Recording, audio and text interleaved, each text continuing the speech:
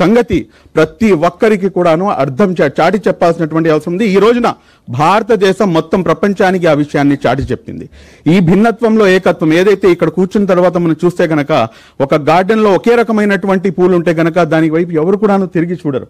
కానీ ఈ రోజున really we are very much proud of Indians, and especially I say one thing, that I am very much proud of Indian Muslim. Why? Because ఇది ప్రపంచంలో మొత్తం 55 దేశాలు ఉన్నాయండి ముస్లింలకి. కానీ ఆ 55 దేశాల్లో ఉన్నటువంటి సెక్యూరిటీ స్వేచ్ఛావాయువు ఎక్కడా లేదు. ఇక్కడ ఉన్నటువంటి స్వేచ్ఛావాయువు మరొక దేశంలో నాకు దొరకడం లేదు. ఇక్కడ ఉన్నటువంటి ప్రతి ముస్లిం కూడాను దాన్ని మనస్ఫూర్తిగా యాక్సెప్ట్ చేస్తున్నటువంటి పరిస్థితి. కాబట్టి ఏదైతే ఇటువంటి పరిస్థితుల్లో ఉన్నటువంటి ఈ సందర్భంలో ఏదైతే వీళ్ళు చేస్తున్నటువంటి కుట్రలు ఒకటి కూడాను ఒక్క నిమిషంలో దాన్ని ఇంకా కూడాను పటాపంచలు చేస్తారు. ఎందుకంటే వాళ్ళ యొక్క ఏదైతే ఒక కుట్ర ఉందో ఆ కుట్ర ఏమిటంటే ఇక్కడ ఉన్నటువంటి భిన్నత్వాన్ని చెడగొట్టడం.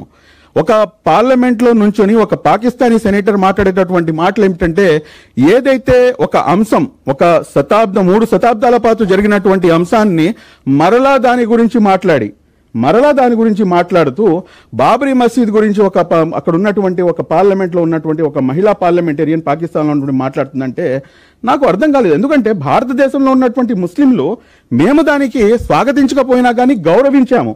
ఎందుకంటే ఈ దేశం యొక్క గొప్పతనం అందరికన్నా అత్యున్నతమైనటువంటి ఏదైతే ఈ దేశం యొక్క న్యాయ వ్యవస్థ ఉందో ఆ న్యాయ వ్యవస్థ ఇచ్చినటువంటి ఆ జడ్జిమెంట్ ని మేము స్వాగతించలేకపోయినా కానీ దాన్ని గౌరవించి తీరాము. ఇది భారతదేశం యొక్క చరిత్రలో ఇది చరిత్ర పునాదుల్లో ఇది ఉండిపోతుంది. ఇంత పెద్ద అంశం యొక్క అంటారు మీకు ఇది వచ్చిన తర్వాత కూడాను ఎవ్వరు కూడాను రోడ్డు మీదకి రాలేదు. ప్రతి ఒక్కరు కూడాను దాన్ని యాక్సెప్ట్ చేశారు. కానీ ఈ రోజున వాడెవడో అక్కడ కూర్చొని వాడు మమ్మల్ని ఉసుగొల్పుతున్నాడంటే ఏంటి దీని వెనకాల ఉన్నటువంటి మర్మం? దాని తర్వాత అతి ముఖ్యమైనటువంటి అంశం నాతో పాటు ఇక్కడ సిక్కు సోదరులు ఉన్నారు. సిక్కు సోదరులు